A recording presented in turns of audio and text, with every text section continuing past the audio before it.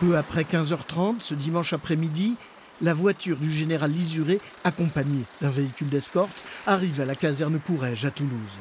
C'est ici qu'est implantée l'antenne régionale du GIGN, dont un des gendarmes a été blessé lors de l'opération antiterroriste au Super U de Trèbes vendredi.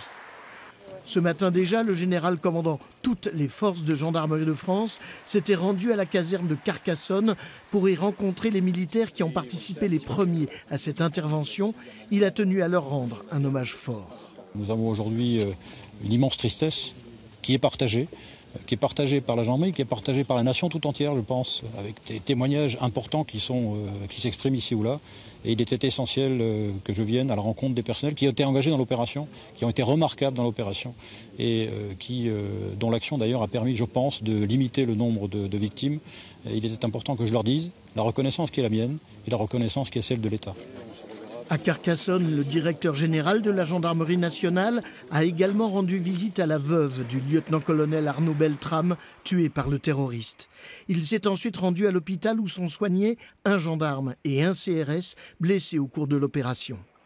Le nombre de bouquets de fleurs déposés devant le mur de la caserne reflète l'intensité de l'émotion de la population.